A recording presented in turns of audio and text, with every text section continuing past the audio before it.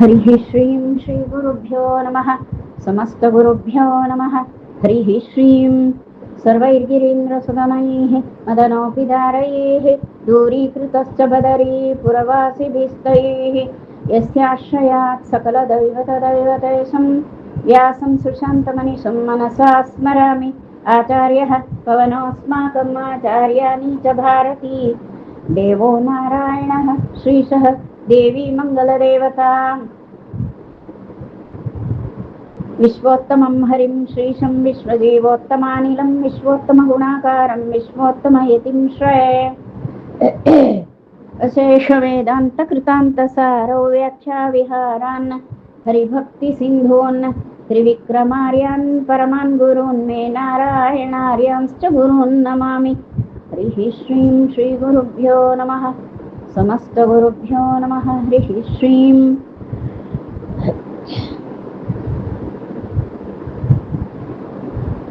ಶ್ರೀಮನ್ಮಧ್ವವಿಜಯ ಮಹಾಕಾವ್ಯದಲ್ಲಿ ನಾವೀಗ 7ನೆಯ ಸರ್ಗವನ್ನು ವಿಚಾರ ಮಾಡ್ತಾ ಇರುವಂಥದ್ದು. ಆಚಾರ್ಯ ಮಧ್ವರು ಶಮ್ಯಾಪ್ರಾಸದಲ್ಲಿ ಆ ಬೋರೆ ಮರದ ಅಡಿಯಲ್ಲಿ ಕುಳಿತಂತಹ ವ್ಯಾಸರ ದರ್ಶನ ಮಾಡಿದ್ರು. ಆ ವ್ಯಾಸ ವರ್ಣನೆಯನ್ನು ಕೂಡ ಆಚಾರ್ಯರು ಮಾಡಿದ್ದಾರೆ. ಆ ಆಚಾರ್ಯರು ಬಣ್ಣಿಸಿದಂತೆ ವ್ಯಾಸರ ಚಿತ್ರಣವನ್ನ ನಾರಾಯಣ ಪಂಡಿತಾಚಾರ್ಯರು ನಮಗೆ ಕೊಟ್ಟದ್ದು. ಆಚಾರ್ಯರು ಆ ವೇದವ್ಯಾಸರಲ್ಲಿ ಪರಮ ಭಕ್ತಿಯಿಂದ ಕೈಜೋಡಿಸಿ ತಲೆಬಾಗಿ ನಂತರದಲ್ಲಿ ದೀರ್ಘದಂಡ ನಮಸ್ಕಾರ ಮಾಡಿದರು. ಯಾವಾಗ ತನ್ನಲ್ಲಿ ಇಷ್ಟು ಪರಮ ಭಕ್ತಿಯಿಂದ ನಮಿಸುವಂತಹ ಈ ತನ್ನ ನೇರ ಪ್ರತಿಬಿಂಬನಾಗಿರುವಂತಹ ಮುಖ್ಯ ಪ್ರಾಣಾವತಾರ ರೂಪ ಈ ಪೂರ್ಣ ಪ್ರಜ್ಞರು ಇವರನ್ನ ನೋಡಿ ಆನಂದಿಸಿದಂತಹ ವೇದವ್ಯಾಸರು ಆ ಕೂಡಲೇ ಅವರನ್ನ ತನ್ನೆರಡೂ ಕೈಗಳಿಂದ ಮೇಲೆತ್ತಿ ಅಪ್ಪಿಕೊಂಡ್ರು. ಇದನ್ನ ನೋಡಿದ್ರೆ ಈ ಮೊದಲಿಗೆ ರಾಮಾವತಾರ ಮಾಡಿದ್ನಲ್ಲ ಪರಮಾತ್ಮ, ಆಗ ರಾಮಾವತಾರದಲ್ಲಿ ಹನುಮಂತನನ್ನು ತನ್ನ ಸೇವಾ ಕಾರ್ಯ ಮಾಡಿದ್ದಕ್ಕೆ ಪ್ರೀತನಾಗಿ ಅಪ್ಪಿಕೊಂಡದ್ದು. ಆ ದೃಶ್ಯ ಇಲ್ಲಿ ಅದೇ ರೀತಿ ಕಾಣಿಸ್ತದೆ. ಭೀಮನನ್ನ ನೋಡಿ ಕೃಷ್ಣನು ಕೂಡ ಪರಮ ಪ್ರೀತಿಯಿಂದ ವಾತ್ಸಲ್ಯದಿಂದ ಅಪ್ಪಿಕೊಂಡದ್ದು ಕೂಡ ನೆನಪಾಗ್ತದೆ. ಈಗ ಕಲಿಯುಗದಲ್ಲಿ ಈ ತನ್ನಲ್ಲಿಯೇ ಪರಮ ಭಕ್ತಿಯಿಂದ ಇಷ್ಟು ದೂರ ನಡೆದು ಬಂದು ಈಗ ತನ್ನ ಸನ್ನಿಧಿಗೆ ಬಂದು ಭಕ್ತಿಯಿಂದ ನಮಸ್ಕಾರ ಮಾಡುವಂತಹ ಪೂರ್ಣ ಪ್ರಜ್ಞರು ಇವರನ್ನ ಮೇಲೆತ್ತಿ ಈ ವೇದವ್ಯಾಸರು ಗಾಢವಾಗಿ ಅಪ್ಪಿಕೊಂಡ್ರು ಅಂತ ಇಷ್ಟು ವಿಷಯವನ್ನ ನಾವು ಹೇಳಿದ್ದು.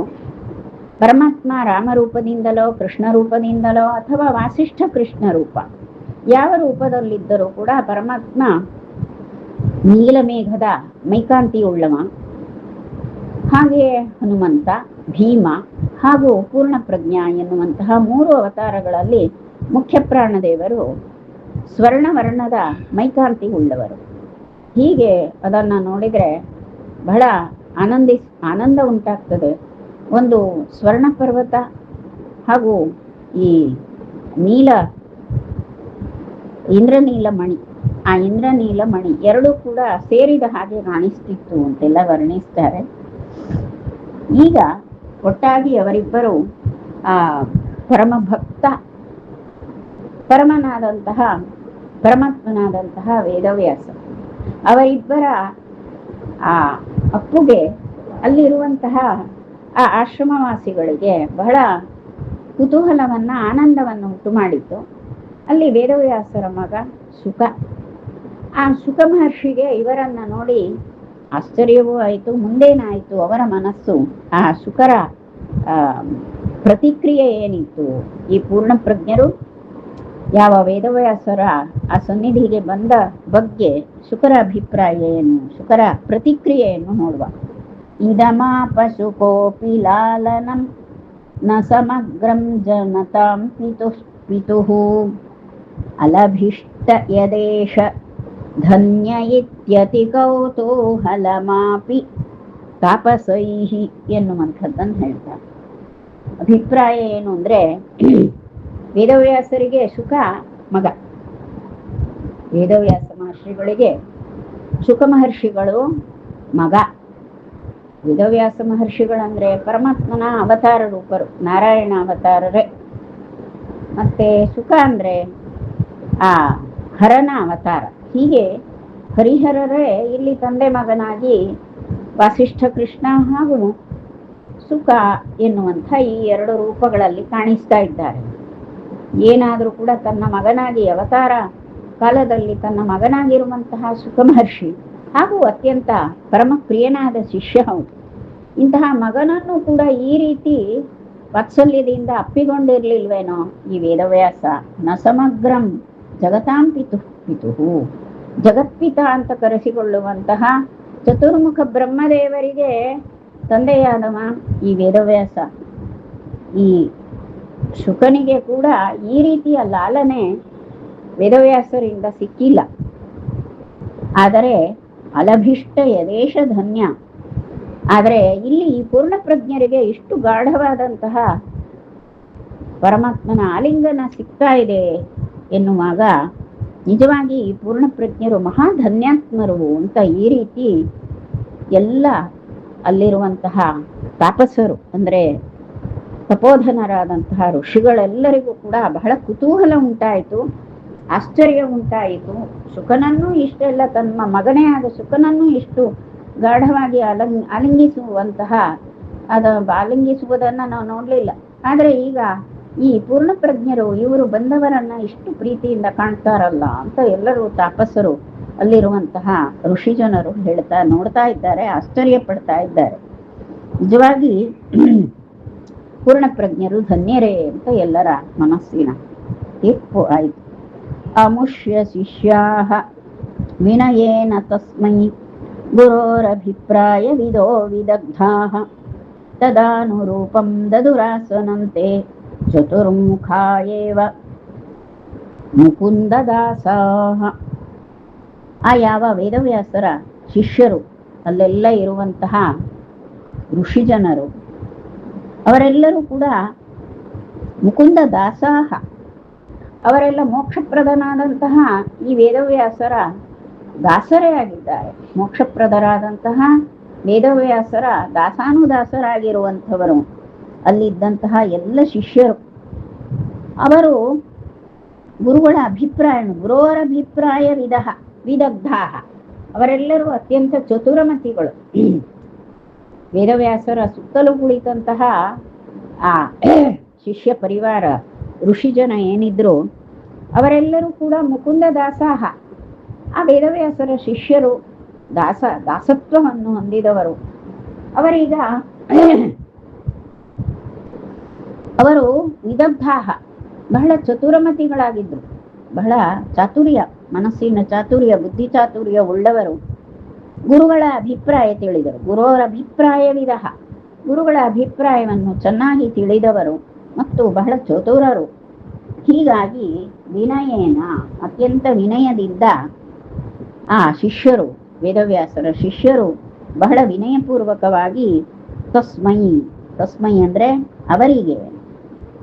ಅವರಿಗೆ ತಸ್ಮೈ ಚತುರ್ಮುಖಾಯ ಇವ, ಚತುರ್ಮುಖನಿಗೆ ಅಂದ್ರೆ ಚತುರ್ಮುಖ ವಿರಿಂಚಿಗೆ ಹೇಗೆ ಸಮ್ಮಾನ ಮಾಡಬೇಕೋ ಅದೇ ರೀತಿಯಾಗಿ ಆ ಚತುರ್ಮುಖನಿಗೆ ಏನು ಗೌರವ ಸಲ್ಲಿಸಬೇಕು, ಸಮ್ಮಾನ ಮಾಡಬೇಕು, ಅದೇ ರೀತಿಯಾಗಿ ಭಾವಿಸಿಕೊಂಡು ಅದರಂತೆಯೇ ಅನುರೂಪಂ ಆಸನಂ ತೇ ದದುಹು, ಆ ಎಲ್ಲ ಋಷಿಗಳು ಕೂಡ ಅನುರೂಪಂ ಆಸನಂ ದದುಹು, ಈ ಪೂರ್ಣಪ್ರಜ್ಞರಿಗೆ ಯೋಗ್ಯವಾದಂತಹ ಕೊಡಬೇಕಾದಂತಹ ಆಸನವನ್ನ ಕೊಟ್ಟರು.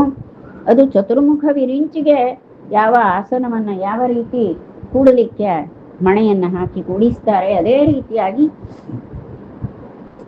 ಈ ಪೂರ್ಣಪ್ರಜ್ಞರಿಗೂ ಕೂಡ ಸಮ್ಮಾನ ಮಾಡ್ತಾ ಇದ್ದಾರೆ, ಒಳ್ಳೆಯ ಆಸನವನ್ನ ಕೊಟ್ಟರು ಅಂತ ಇದನ್ನು ಹೇಳಿದ್ರು.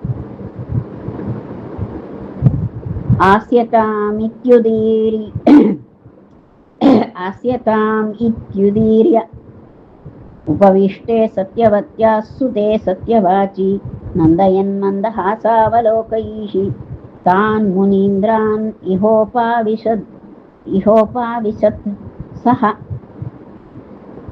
ಈ ಯಾವ ವೇದವ್ಯಾಸರು ಅವರು ಸತ್ಯವಾಚಿ ಸತ್ಯವತ್ಯಾಹ ಸುತೆ, ಆ ಸತ್ಯವತಿ ದೇವಿಯ ಮಗನಾದಂತಹ ವೇದವ್ಯಾಸರು ಸತ್ಯವಾಚಿ, ಅವರು ಸತ್ಯವಾದಂತಹ ಮಾತನ್ನೇ ಆಡುವವರು. ಯಾವಾಗಲೂ ಕೂಡ ಮನಸ್ಸಿನಲ್ಲೊಂದು ಹೊರಗೆ ಒಂದು, ಮೇಲೆ ವಿನಯ ತೋರಿಸುವುದು, ಒಳಗೆ ಆಕ್ಷೇಪ ಭಾವ ಹೊಂದಿರುವುದು, ಮತ್ತೆ ಹಿಂದೆ ಹಿಂದೆ ಬಿಟ್ಟು ಏನೇನಾದರೂ ಮಾತಾಡಿ ಬಿಡುವುದು, ಹೀಗೆಲ್ಲ ಬಹಳ ಇರ್ತದೆ ನಮ್ಮಲ್ಲಿ. ಎದುರಿಗೆ ಚಂದವಾಗಿ ಇರ್ತಾರೆ, ಹಿಂದೆ ಬಿಟ್ಟು ಯಾರಲ್ಲಿ ಹೋಗಿ ಮಾತಾಡಿರ್ತಾರೋ ಅವರ ಬಗ್ಗೆ ಪಿರಿಪಿರಿಯಾಗಿ ಶುರು ಮಾಡ್ತಾರೆ. ಅದೆಲ್ಲ ನಮಗಷ್ಟು ಹೊಂದಾಣಿಕೆ, ವ್ಯವಹಾರದಲ್ಲಿ ಹೊಂದಾಣಿಕೆ ಇಲ್ಲದಿದ್ದರೆ ದೂರ ಇರುವುದು ಲೇಸ್. ಆದರೆ ಯಾರನ್ನಾದರೂ ಹುಡುಕಿ ಹುಡುಕಿ ಯಾರಿಗಾದರೂ ಏನಾದರೂ ಆಕ್ಷೇಪದ ಮಾತುಗಳನ್ನ ಆಡ್ತಾ ಇರುವಂಥದ್ದು ಇದೆಯಲ್ಲ, ಅದು ಬಹಳ ಹೊಲಸು. ಅದು ನಮ್ಮ ಆಯುಷ್ಯ ಹಾಳು ಮಾಡಿಕೊಳ್ಳಿಕ್ಕೆ, ಮಾತಿನಿಂದ ಹಾಳು ಮಾಡಿಕೊಳ್ಳಿಕ್ಕೆ ಅದೊಂದು ಹಾಗೆ. ಮತ್ತೊಬ್ಬರ ಬಗ್ಗೆ ಆಕ್ಷೇಪ ಮಾಡುವಂಥದ್ದು. ಏನಾದರೂ ನೋವಿಗಿದ್ರೆ, ಮನಸ್ಸಿಗೆ ಬೇಸರ ಆದರೆ, ನೋವಾದರೆ ಹೇಳಿಕೊಳ್ಬೋದು, ತೊಂದರೆ ಇಲ್ಲ. ಇಂಥವರಿಂದ ಈ ಬೇಸರ ಆಯಿತು, ಇಂಥವರಿಂದ ಈ ರೀತಿ ಬಾಧೆ ಆಯಿತು ಅಂತ ಹೇಳಿಕೊಳ್ಳುವುದ್ರಲ್ಲಿ ತಪ್ಪಲ್ಲ. ಆದರೆ ಏನೇನೋ ಆಗ್ತದೆ ಮನುಷ್ಯರಿಗೆ, ವಿವೇಕ ಕಡಿಮೆ ಅಲ್ವಾ? ಆ ವಿವೇಕ ಜಾಸ್ತಿ ಇರೋದ್ರಿಂದಲೇ ಹೀಗಿರೋದು. ಇಲ್ಲದೇ ದೇವತೆಗಳೇ ಆಗಿ ಬಿಡ್ತಿದ್ರೆ. ಹಾಗಾಗಿ ಎಲ್ಲರಲ್ಲಿ ಕೂಡ ದೇವತ್ವವನ್ನ ನಾವು ಯಾರು ಕೂಡ ನಿರೀಕ್ಷೆ ಮಾಡ್ಲಿಕ್ಕಾಗುವುದಿಲ್ಲ. ಆಯ್ತು, ಅದೇನೇ ಇದ್ರೂ ಕೂಡ ಈ ಯಾವ ವೇದವ್ಯಾಸರು, ಸತ್ಯವತಿ ಕುಮಾರರಾದಂತಹ ವೇದವ್ಯಾಸರು ಸತ್ಯವಾಕ್ಯಗಳನ್ನೇ ಆಡುವವರು, ಮುಚ್ಚುಮರೆ ಇಲ್ಲದೆ ಮಾತಾಡುವಂಥವರು. ಅವರು ತಾವು ಕುಳಿತುಕೊಂಡು ಆ ನಂತರದಲ್ಲಿ ಆಸ್ಯತಾ ಮಿತ್ಯುದೀರ್ಯ, ಪೂರ್ಣಪ್ರಜ್ಞರನ್ನು ಕಂಡು ಕುಳಿತುಕೊಳ್ಳಿ ಅಂತ ಹೇಳಿ, ಕೂತ್ಕೊಳ್ಳಿ ಆಸ್ಯತಾ ಕೂತ್ಕೊಳ್ಳಿ ಅಂತ ಹೇಳಿದರು. ಹೇಳಿ ನಂದಯನ್ ನಂದಾಹಾಸಾವಲೋಕೈಹಿ, ಮತ್ತು ಆ ವೇದವ್ಯಾಸರು ತನ್ನ ಮುಗುಳ್ನಗೆಯಿಂದ ಆ ಪೂರ್ಣ ಪ್ರಜ್ಞರನ್ನ ಬಹಳ ಆನಂದಪಡಿಸಿದರು. ಆ ವೇದವ್ಯಾಸರ ಪ್ರಸನ್ನತೆ ತುಂಬಿದಂತಹ ಮುಖ, ಅವರು ಕುಳಿತುಕೊಳ್ಳಿ ಅಂತ ಹೇಳುವಂಥದ್ದು, ಮತ್ತು ಅವರ ಆ ಮುಖದ ಆ ಪ್ರಸನ್ನತೆ ಹಾಗೂ ಮುಗುಳ್ನಗೆ, ಅದರಿಂದ ಅವರು ಪೂರ್ಣಪ್ರಜ್ಞರನ್ನು ಆನಂದಪಡಿಸಿದರು. ಆ ಸುತ್ತಲಿನ ಎಲ್ಲ ಜನರಿಗೂ ಕೂಡ, ಋಷಿ ಜನರಿಗೆಲ್ಲ ಪರಮಾನಂದ ಉಂಟಾಯಿತು. ತಾನ್ ಮುನೀಂದ್ರಾನ್ ಇಹೋಪಾವಿಶತ್ ಸಹ. ಆ ನಂತರದಲ್ಲಿ ಎಲ್ಲ ಆ ಉಳಿದಂತಹ ಎಲ್ಲ ಋಷಿ ಜನರೇನಿದ್ರು ಆ ಮಹರ್ಷಿಗಳನ್ನು ನೋಡ್ತಾ ಅವರೆಲ್ಲರನ್ನು ಅಭಿನಂದಿಸಿದರು. ಅದೇನು ಅಂತ ಕೇಳಿದ್ರೆ, ಎಲ್ಲರನ್ನು ಸಂತೋಷಪಡಿಸ್ತಾರೆ ಅಂತ.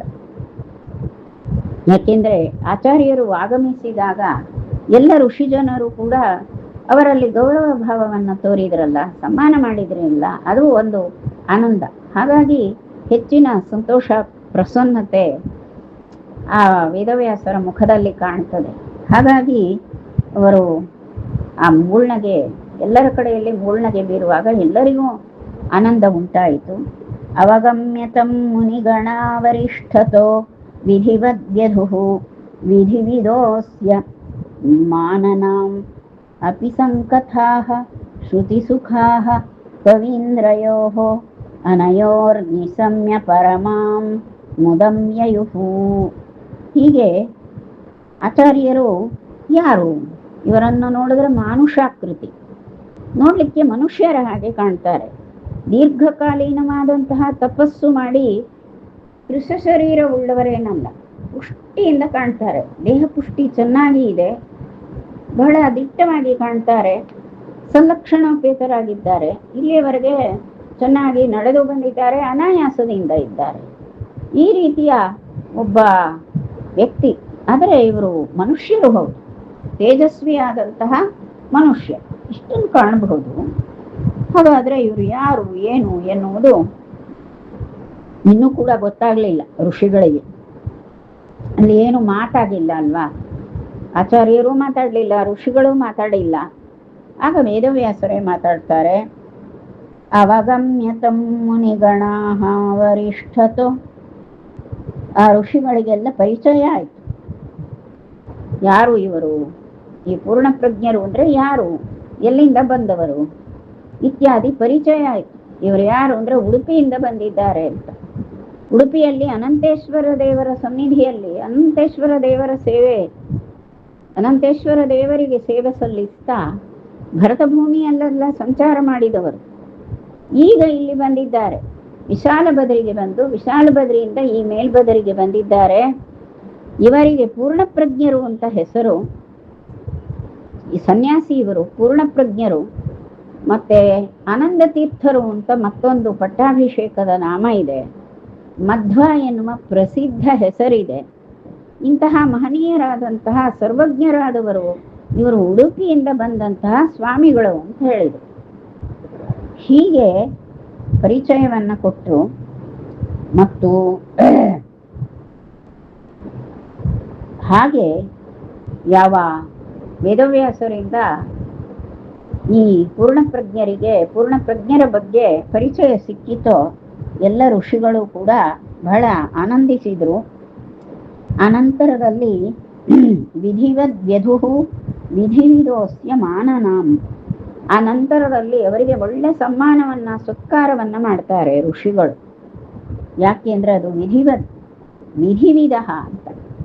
ವಿಧಿ ಅಂದ್ರೆ ವಿಧಾನ ಅಂತ ಅರ್ಥ. ವಿಧಿ ಶಬ್ದಕ್ಕೆ ವಿಧಾನ, ಮಾಡಬೇಕಾದಂತಹ ಕೆಲಸದ ರೀತಿ, ಅದನ್ನು ಚೆನ್ನಾಗಿ ತಿಳಿದವರು ಯಾರು? ಈ ಎಲ್ಲ ಋಷಿಗಳು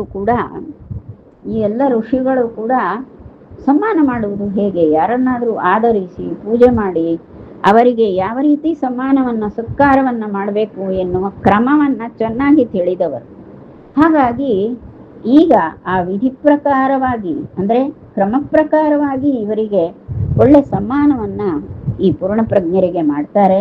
ಅಪಿ ಸಂಕಥಾಹ ಶ್ರುತಿ ಸಖಾಹ ಕವೀಂದ್ರಯೋಹೋ, ಆ ನಂತರದಲ್ಲಿ ಎಲ್ಲರೂ ಕೂಡ ಆನಂದಿಸ್ತಾರೆ. ಯಾಕೆ ಅಂದ್ರೆ ಅಲ್ಲಿ ಇಬ್ಬರು ಕೂಡ ಕವೀಂದ್ರಯೋಹೋ ಅನಯೋಹೋ ಸಂಕಥಾಹ ಶ್ರುತಿ ಸುಖಾಹ ಅಂತ ಹೇಳ್ತಾರೆ. ಕವಿ ಅನ್ನೋ ಪದಕ್ಕೆ ಈಗಾಗಲೇ ಅರ್ಥ ಹೇಳಿದ್ದೆ ನಾನು. ಕವಿ ಅಂದ್ರೆ ಕವಿತೆ ಕಟ್ಟುವವರು, ಪದ್ಯ ಕಟ್ಟುವವರು ಅಂತ ಮಾತ್ರ ಅರ್ಥ ಅಲ್ಲ. ಆ ರೀತಿ ಅರ್ಥವನ್ನು ನಾವು ಮಾಡ್ಕೊಂಡು ಬಿಟ್ಟಿದ್ದೇವೆ, ಅದಲ್ಲ. ಕವಿ ಅನ್ನೋ ಪದಕ್ಕೆ ಜ್ಞಾನಿ ಅಂತ ಅರ್ಥ. ಕವಿ ಅಂದ್ರೆ ಜ್ಞಾನಿ ಅಂತ ಅರ್ಥ, ನೇರವಾದ ಅರ್ಥ. ಮತ್ತೆ ಅದು ಹೇಗೋ ಹೇಳುವುದಲ್ಲ. ಕವಿ ಅನ್ನೋ ಶಬ್ದಕ್ಕೆ ನೇರವಾದ ಅರ್ಥ ಜ್ಞಾನಿ ಅಂತ ಅರ್ಥ. ಕವೀಂದ್ರ ಅಂದ್ರೆ ಕವಿಶ್ರೇಷ್ಠ, ಜ್ಞಾನಿಶ್ರೇಷ್ಠ, ಸರ್ವಜ್ಞ ಅಂತ ಅರ್ಥ. ಇಲ್ಲಿ ಕವೀಂದ್ರಯೋಹೋ ಅಂದ್ರೆ 2 ಜನ ಸರ್ವಜ್ಞರಿದ್ದಾರೆ. ಒಬ್ಬರು ಪೂರ್ಣ ಪ್ರಜ್ಞರು, ಮತ್ತೊಬ್ಬರು ವೇದವ್ಯಾಸರು. 2 ಜನ ಸರ್ವಜ್ಞರೇ ಇದ್ದಾರೆ.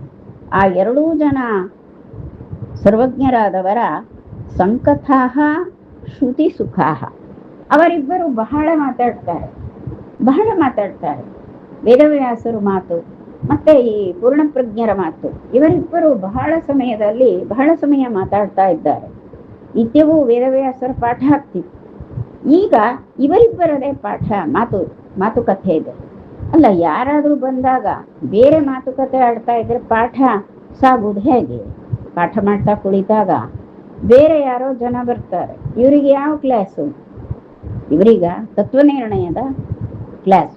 ತತ್ವನಿರ್ಣಯ ಎಲ್ಲಿವರೆಗೆ ಆಯ್ತು? ಇಲ್ಲಿವರೆಗೆ ಆಯ್ತು. ಮತ್ತೆ ನಾನು ಈ ತತ್ವನಿರ್ಣಯ ಓದುವಾಗ ಏನಾಗಿತ್ತು ಗೊತ್ತಾ ಅಂತ ಬಂದವರು ಹೇಳ್ತಾರೆ. ಅಂತ ಹೇಳಿ ಇವರು ಮುಂದುವರೆಸೋದು. ಹೀಗೆ ಯಾವ್ಯಾವುದೋ ವಿಷಯಗಳನ್ನ, ಇವರ ಹಳೆಯ ನೆನಪುಗಳನ್ನ ಈ ಉಪಾಧ್ಯಾಯರು ಹಾಗೂ ಅವರನ್ನು ಕಾಣ್ಲಿಕ್ಕೆ ಬಂದವರು ಮಾತಾಡ್ತಾ ಇದ್ದಾರೆ ಅನ್ಕೊಳ್ಳಿ. ಗೆಳೆಯರೇ ಇರ್ತಾರೆ, ಮಾತಾಡ್ತಾರೆ. ಆದರೆ ಅದು ಪಾಠ ಮಾಡುವ ಸಮಯದಲ್ಲಿ ಬೇರೆ ಮಾತಾಡ್ಲಿಕ್ಕಿಲ್ಲ, ಗುರುಗಳೇ ಮಾತಾಡ್ಲಿಕ್ಕಿಲ್ಲ. ಮತ್ತೆ ಇನ್ನು ಬಂದವರು ಬೇರೆ ಸುದ್ದಿ ಕಥೆ ಹೇಳಿದ್ರೆ ಪಾಠ ನಿಂತು ಹೋಗ್ತದೆ, ಹಾಳಾಗ್ತದೆ ಅಲ್ಲ ಸಮಯ ಅಂತ ಹೀಗೆ ಬರಬಹುದು. ಇಲ್ಲಿ ವೇದವ್ಯಾಸರು ನಿತ್ಯವೂ ಸದಾ ಕಾಲ ಪಾಠ ಮಾಡ್ತಿದ್ರು. ಹಗಲು ರಾತ್ರಿಯ ಭೇದ ಇಲ್ಲದೆ ಅಲ್ಲಿ ಶಿಷ್ಯರ ಒಂದು ಜ್ಞಾನಾಭಿವೃದ್ಧಿಗಾಗಿ ವೇದವ್ಯಾಸರ ಪಾಠ ಸಾಕ್ತಿದ್ರು. ಆ ಶಿಷ್ಯರು ಅನೇಕ ಪ್ರಶ್ನೆಗಳನ್ನ ಮಾಡ್ತಿದ್ರು. ಶಿಷ್ಯರು ಕೂಡ ತಮಗೆ ತಿಳಿದಿದ್ದನ್ನ ಗುರುಗಳ ಮುಂದೆ ಹೇಳ್ತಿದ್ರು. ಹೀಗೆ ಅದೊಂದು ಅಲ್ಲಿ ಜ್ಞಾನ ಕಾರ್ಯ ಬಿಟ್ಟು ಬೇರೆ ಏನು ವಿಷಯವೇ ನಡೀತಾ ಇರಲಿಲ್ಲ. ಆ ರೀತಿ ಇದ್ದದ್ದು. ಈಗ ಪೂರ್ಣ ಪ್ರಜ್ಞರು ಬಂದಾಗ ಮಾತಾಡಿಸ್ತಾರಲ್ಲ ಯಾರು? ಕವೀಂದ್ರಯೋಹೋ, ಎರಡು ಜನ ಸರ್ವಜ್ಞರು ಸಂವಾದ ಮಾಡ್ತಾರೆ. ಹಾಗಾದ್ರೆ ಅವರ ಮಾತು ಪಾಠ ನಿಂತು ಹೋಗ್ಲಿಲ್ವಾ ಅಂದ್ರೆ ಅದೇ ಪಾಠ ಅಂತ. ಆ ಸಂವಾದ ಇದೆಯಲ್ಲ, ವೇದವ್ಯಾಸರು ಹಾಗೂ ಪೂರ್ಣಪ್ರಜ್ಞರ ಸಂವಾದವೇ ಪಾಠ. ಇದನ್ನ ಇವ್ರು ಕೇಳೇ ಇರಲಿಲ್ಲ ಈ ಋಷಿಗಳು. ಯಾಕೆ ಅಂತ ಕೇಳಿದ್ರೆ, ಅವರು ಶ್ರುತಿ ಸುಖಾಹ ಅಂತ ಹೇಳ್ತಾರೆ. ಶ್ರುತಿ ಅಂದ್ರೆ ಶ್ರವಣ ಅಂತ ಅರ್ಥ. ಶ್ರವಣಕ್ಕೆ ಸುಖ. ಶ್ರವಣ ಮನಕಾನಂದವೀಯುವುದು, ಭವಜನಿತ ದುಃಖಗಳ ಕಳೆಯುವುದು ಅಂತ ಹೇಳ್ತಾರಲ್ವ. ಯಾರು? ಜಗನ್ನಾಥದಾಸರು, ನಾನಲ್ಲ. ಶ್ರವಣ ಮನಕ್ಕೆ ಆನಂದವೀಯುವುದು ಅಂತ. ಹಾಗೆ ಇಲ್ಲಿ ಈ ಎರಡು ಜನ ಸರ್ವಜ್ಞರ ಸಂವಾದ ಅನ್ನೋದು ಕೇಳಲಿಕ್ಕೆ ಪರಮ ಸುಖವನ್ನ ಕೊಡ್ತದೆ ಕಿವಿಗಳಿಗೆ. ನಮ್ಮ ಕಿವಿಗಳು ಇದ್ದದ್ದಕ್ಕೆ ಸಾರ್ಥಕ ಆಯಿತು ಈ ಮಹನೀಯರಿಬ್ಬರ ಸಂವಾದ ಅಂತ. ಮತ್ತು ಅದು ಸಂಕಥಾಹ ಅಂತ ಹೇಳ್ತಾರೆ. ಕಥಾ ಅನ್ನೋ ಪದಕ್ಕೆ ದೀರ್ಘಕಾಲೀನವಾದ ಮಾತು ಅಂತ ಅರ್ಥ. ಸ್ವಲ್ಪ ಮಾತಾಡುವುದು ಅಥವಾ ಹೇಳುವುದು ಅಂದ್ರೆ ಸ್ವಲ್ಪ ಅಂತ ಅರ್ಥ. ಅವ್ರೇನ್ ಮಾತಾಡಿದ್ರು ಫೋನ್ನಲ್ಲಿ ಅಂದ್ರೆ, ಏನಿಲ್ಲ ಹೀಗಂತೆ, ಆಯ್ತು ಅಂತ. ಅದು 2 ನಿಮಿಷ ಅವರೊಂದು ಹೇಳುದು, ಇವರದಕ್ಕೆ ಉತ್ತರ ಹೇಳುದು, ಅದು ಅಲ್ಲಿಗೆ ಮುಗೀತು. ಅದೆಲ್ಲ ಒಂದು 3-4 ನಿಮಿಷ, ಹೆಚ್ಚಂದ್ರೆ 5 ನಿಮಿಷದಲ್ಲಿ ಮುಗಿದೋಗಿರ್ತದೆ. ಅದನ್ನ ಸುಮ್ಮನೆ ಹೇಳುವುದು ಅಥವಾ ಸ್ವಲ್ಪ ಮಾತಾಡುವುದು ಅಂತ. ಆದ್ರೆ ಕಥಾ ಅಂದ್ರೆ ಕತೆ ಹೊಡಿತಾ ಇದ್ರದೇನು ಫೋನಲ್ಲಿ ಅಷ್ಟು ಕತೆ ಹೊಡಿತಾರೆ ಅಂದ್ರೆ ಬಹಳ ಉದ್ದುದ್ದ ಮಾತಾಡ್ತಾರೆ ಅಂತ ಅರ್ಥ. ಇದು ಎಲ್ಲಿಂದ ಬಂದದ್ದು? ಸಂಸ್ಕೃತದಿಂದ ಬಂದದ್ದು. ಸಂಸ್ಕೃತದಲ್ಲಿ ಕಥಯತಿ ಅಂತ ಹೇಳ್ತಾರೆ. ಕಥಯತಿ ಅಂದ್ರೆ ಮಾತಾಡುತ್ತಾನೆ ಅಂತಲೇ ಅರ್ಥ. ಆದ್ರೆ ವರ್ಣಿಸಿ ಹಿಗ್ಗಿಸಿ ಮಾತಾಡ್ತಾರೆ ಅಂತ. ವಿಷಯವನ್ನು ಹಿಗ್ಗಿಸಿ ದೀರ್ಘಕಾಲೀನ ಮಾತು ಇದೆಯಲ್ಲ, ದೀರ್ಘಕಾಲೀನವಾಗಿ ಮಾತಾಡುವುದಕ್ಕೆ ಕಥಾ ಅಂತ ಹೇಳ್ತಾರೆ. ಅದಕ್ಕೆ ಇಲ್ಲಿ ಕಥಾ ಸಂಕಥಾಹ. ಅಂದ್ರೆ ಚೆನ್ನಾಗಿ, ಅತ್ಯಂತ ಒಳ್ಳೆ ರೀತಿಯಿಂದ ಉತ್ತಮವಾದ ವಿಷಯಗಳನ್ನ ಹಿಡಿದು ದೀರ್ಘಕಾಲೀನವಾದ ಮಾತುಗಳನ್ನ ಆಡ್ತಾ ಇದ್ರು. ಯಾರು? ಈ ಸರ್ವಜ್ಞರಾದಂತಹ ವೇದವ್ಯಾಸರು ಹಾಗೂ ಪೂರ್ಣಪ್ರಜ್ಞರು. ಇದು ಶ್ರುತಿ ಸುಖ. ಇದು ಕೇಳಲಿಕ್ಕೆ ಕಿವಿಗಳಿಗೆ, ಶ್ರವಣ ಮಾಡಲಿಕ್ಕೆ ಪರಮಾನಂದವನ್ನ ಉಂಟು ಮಾಡ್ತಾ ಇತ್ತು. ಅನಯೋಹೋ, ಈ ರೀತಿ ಇವರಿಬ್ಬರ, ಈ 2 ಜನ ಸರ್ವಜ್ಞರ ಈ ಕಿವಿಗೆ ಇಂಪಾದಂತಹ, ಕಿವಿಗೆ ಸುಖ ಕೊಡುವಂತಹ ಆ ದೀರ್ಘಕಾಲೀನವಾದ ಸಂವಾದ ಏನಿತ್ತು, ಆ ಸಂವಾದವನ್ನ ನಿಶಮ್ಯ, ಅದನ್ನ ಕೇಳಿ ಋಷಿಗಳು ಪರಮಾಮೋದಮ್ಯೆಯು, ಅತ್ಯಂತ ಸಂತೋಷವನ್ನ ಹೊಂದಿದ್ರಂತೆ. ಋಷಿಗಳಿಗೆಲ್ಲ ಪರಮಾನಂದ ಆಯ್ತು. ಎಂತಹ ಹಬ್ಬ ಆಗಿ ಹೋಯಿತು. ಎಲ್ಲಿಂದ? ಉಡುಪಿಯಲ್ಲಿ. ಇಲ್ಲೆಲ್ಲಿ? ಉಡುಪಿ ಅಂದ್ರೆ ಎಲ್ಲಿಯೋ ಒಂದು ದಕ್ಷಿಣ ಭಾರತದ ಒಂದು ಸ್ಥಳ, ಬಹಳ ದೂರ, ಮೇಲ್ಬದರಿಯಿಂದ ಕೆಳಬದರಿ, ಅಲ್ಲಿಂದ ಉಡುಪಿಯ ಅಷ್ಟು ದೂರದಿಂದ ಬಂದವರು ಸ್ವಾಮಿಗಳು ಇವರು, ಮತ್ತೆ ಮನುಷ್ಯರು. ಆದರೆ ಇವರು ಈ ರೀತಿಯ ಅತ್ಯದ್ಭುತವಾದಂತಹ ಮಾತುಕತೆಯನ್ನಾಡ್ತಾರೆ. ಇವರ ಸುಲಕ್ಷಣ ನೋಡಿದ್ರೆ ಇವರು ಚತುರ್ಮುಖ ಬ್ರಹ್ಮ ಪದವಿಗೆ ಬರ್ತಾರ, ಆ ರೀತಿ ಕಾಣ್ತಾ ಇದ್ದಾರೆ ಇವರು. ಸಲ್ಲಕ್ಷಣಗಳೇ, ದೇಹದಲ್ಲಿ ಒಂದು ದೋಷವಿಲ್ಲದಂತಹ ಅಂಥ ದಿಟ್ಟ ನಿಲುವಿನ ಈ ಪೂರ್ಣಪ್ರಜ್ಞರು. ಇವರನ್ನ ನೋಡುವುದೇ ಒಂದು ಸಂತೋಷ. ಇವರಿಬ್ಬರ ಮಾತು ಕೇಳಲಿಕ್ಕೆ ಇಷ್ಟು ಪರಮಾಮೋದಮ್ಯೆಯು, ಎಷ್ಟು ಸಂತೋಷ ಉಂಟಾಗ್ತದೆ ಅಂತ ಅವರಿಬ್ಬರ ಮಾತನ್ನ ಕೇಳಿ ಗುರು ಶಿಷ್ಯರು ಅಂದ್ರೆ ವೇದವ್ಯಾಸರು ಹಾಗೂ ಮಧ್ವರು ಅವರಿಬ್ಬರ ಮಾತನ್ನ ಕೇಳಿ ಆ ಋಷಿ ಸಮೂಹವೆಲ್ಲ ಬಹಳ ಆನಂದ ಪಡ್ತಾ ಇರುವಂಥದ್ದು ಅಂತ ಇಷ್ಟು ತಿಳಿಸ್ತಾರೆ. ಸಜ್ಞಾನಾಯಾನಂದ ವಿಜ್ಞಾನ ಮೂರ್ತಿ ಪ್ರಾಪ್ತೌ ಪೃಥ್ವೀಮಾಶ್ರಮೇ ತತ್ರ ತಾವದ್ ಜ್ವಾಜ್ವಲ್ಯೇತೆ ವಿಷ್ಣುಮಾಯೋಸ್ಮದೇವೌ ವೇದವ್ಯಾಸಾನಂದ ತೀರ್ಥಾಭಿಧಾನೌ ಎನ್ನುವಂಥದ್ದು ಹೇಳ್ತಾರೆ. ಸಜ್ಜನರಿಗೆ ಜ್ಞಾನದ ಸುಖ ಕೊಡಬೇಕು, ಸಜ್ಜನರಿಗೆಲ್ಲ ತಿಳುವಳಿಕೆಯನ್ನ ಕೊಡಬೇಕು ಎನ್ನುವ ಕಾರಣದಿಂದಲೇ ಪರಮಾತ್ಮ ತಾನು ಹಾಗೂ ಮುಖ್ಯ ಪ್ರಾಣ ಇವರಿಬ್ಬರು ಕೂಡ ಅವತರಿಸಿ ಬಿಟ್ಟಿದ್ದಾರೆ. ವೈಕುಂಠವಾಸಿಯಾದಂತಹ ಶ್ರೀಹರಿ ಮತ್ತು ಮುಖ್ಯ ಪ್ರಾಣದೇವರು ಇವರಿಬ್ಬರು ಕೂಡ ತಮ್ಮ ಲೋಕಗಳನ್ನ, ಮೇಲಿನ ಲೋಕಗಳನ್ನ ಬಿಟ್ಟು ಈ ಭೂಮಿಯಲ್ಲಿ ರೂಪ ತಾಳಿ ಇದ್ದಾರೆ. ಅದು ಈ ಕಲಿಯುಗದಲ್ಲಿ ಇದ್ದಾರೆ. ಮತ್ತು ಇವರ ಉದ್ದೇಶ ಏನು? ವ್ಯಾಸಾವತಾರದ ಉದ್ದೇಶ, ಮಧ್ವಾವತಾರದ ಉದ್ದೇಶ ಏನು ಅಂದ್ರೆ ಹರಿಗಾದರೂ ಸರಿ, ಮುಖ್ಯ ಪ್ರಾಣದೇವರಿಗಾದರೂ ಸರಿ, ಇವರಿಗೆ ಲೋಕಕ್ಕೆ ಜ್ಞಾನ ಕೊಡಬೇಕು ಅನ್ನೋ ಒಂದೇ ಉದ್ದೇಶದಿಂದ ಭೂಮಿಯಲ್ಲಿ ಇವರಿಬ್ಬರು ಕೂಡ ಅವತರಿಸಿದವರು. ಹೆಸರು ವೇದವ್ಯಾಸ, ಮತ್ತೊಂದು ಆನಂದ ತೀರ್ಥ ಎನ್ನುವ ಹೆಸರು. ಇವರಿಬ್ಬರು ಕೂಡ ಸಜ್ಞಾನ ಯಾನಂದ ವಿಜ್ಞಾನ ಮೂರ್ತಿ, ಆನಂದ ವಿಜ್ಞಾನ ಮೂರ್ತಿ. ಇವರಿಬ್ಬರು ಕೂಡ ಜ್ಞಾನಾನಂದಮಯವಾದ ಆಕೃತಿ ಉಳ್ಳವರು. ಇವರನ್ನೇನೋ ನೋಡಿ, ಇವರೇನು ರಕ್ತ ಮಾಂಸ ತುಂಬಿದಂತಹ ದೇಹಾಕೃತಿ ಇರ್ತದಲ್ಲ ನಮ್ಮ ಹಾಗಿರುವವರಲ್ಲ. ಅವರು ಜ್ಞಾನ ಆನಂದಗಳೇ ದೇಹ ಆಕೃತಿಯಾಗಿ ಇರುವಂತಹ ಮಹನೀಯರು ಅಂತ ವರ್ಣಿಸ್ತಾರೆ. ಇವರು ಈ ಪೃಥ್ವಿಗೆ, ಈ ಭೂಮಿಗೆ ಬಂದಿದ್ದಾರೆ. ಪೃಥ್ವೀಂ ಪ್ರಾಪ್ತವು, ಈ ಭೂಮಿಯನ್ನು ಬಂದು ಸೇರಿದ್ದಾರೆ. ಆಶ್ರಮೇ ತತ್ರ ತಾವತ್, ಯಾವ ಈ ಆಶ್ರಮದಲ್ಲಿ ಬಂದು ಇಬ್ಬರು ಇದ್ದಾರೆ. ಈ ನಮ್ಮ ಸಮಯಾಪ್ರಾಸದಲ್ಲಿ ಬಂದು ಇಬ್ಬರು ಇದ್ದಾರೆ. ಇವರಿಬ್ಬರು ಜ್ವಾಜ್ವಲ್ಯತೆ, ಹೊಳೆತಾ ಇದ್ದಾರೆ. ಈ ವೇದವ್ಯಾಸ ವಿಷ್ಣು ವಾಯುಸ್ಮ ದೇವರು, ವಿಷ್ಣುವು ಮತ್ತು ಮುಖ್ಯ ಪ್ರಾಣದೇವರಿಬ್ಬರೂ ಕೂಡ ಯಾವ ದೇವರಾಗಿರುವಂಥವರು. ಮುಖ್ಯ ಪ್ರಾಣ ದೇವರು ಮತ್ತು ಹರಿ ಅಂದ್ರೆ ಪರಮಾತ್ಮ, ದೇವನೇ ಅವನು, ದೇವಾಧಿದೇವ. ಇವರಿಬ್ಬರು ಕೂಡ ಈ ಆಶ್ರಮದಲ್ಲಿ ಜ್ವಾಜ್ವಲ್ಯತೆ, ಹೊಳೆತಾ ನಮ್ಮೆದುರಿಗೆ ಇದ್ದಾರೆ. ವೇದವ್ಯಾಸ ಆನಂದ ತೀರ್ಥಾಭಿಧಾನಂ, ಇವರ ಹೆಸರು ವೇದವ್ಯಾಸ ಮತ್ತು ಆನಂದ ತೀರ್ಥ ಎನ್ನುವಂತಹ ಅಭಿಧಾನ ಅಂದ್ರೆ ಹೆಸರನ್ನ ಉಳ್ಳವರಾಗಿ ಇಲ್ಲಿ ಹೊಳೆತಾ ನಮ್ಮೆದುರಿಗೆ ಕಾಣಿಸ್ತಾ ಇದ್ದಾರೆ ಅಂತ. ಹೀಗೆ ಇದನ್ನ, ಈ ಒಂದು ವಿಷಯವನ್ನ ನಮಗೆ ನಾರಾಯಣ ಪಂಡಿತಾಚಾರ್ಯರು ಹೇಳ್ತಾ, ಇಲ್ಲಿ ವೇದವ್ಯಾಸ ಆನಂದ ತೀರ್ಥ ಅಂದ್ರಲ್ಲ, ಅಲ್ಲಿ ಆನಂದ ಪರ ಶಬ್ದವನ್ನು ಹಾಕಿ ಈ ಆನಂದಾಂಕ ಅಂದ್ರೆ ಸಪ್ತಮ ಆನಂದಾಂಕವನ್ನ ಇಲ್ಲಿ ಪೂರೈಸ್ತಾರೆ. ಹೀಗೆ ನಮಗೆ 7 ಸರ್ಗಗಳು ಆ ಹರಿಮುಖ್ಯ ಪ್ರಾಣರ ದಯೆಯಿಂದಲೇ ಪೂರೈಸಿದೆ. ಶ್ರೀಹರಿ ಮುಖ್ಯ ಪ್ರಾಣ, ಇವರ ದಯೆಯಿಂದಲೇ ಈ ಯಾವ 7ನೆಯ ಸರ್ಗ ಪೂರೈಸಿದೆ. ಬ್ರಹ್ಮಾರ್ಪಣ ಮಸ್ತು.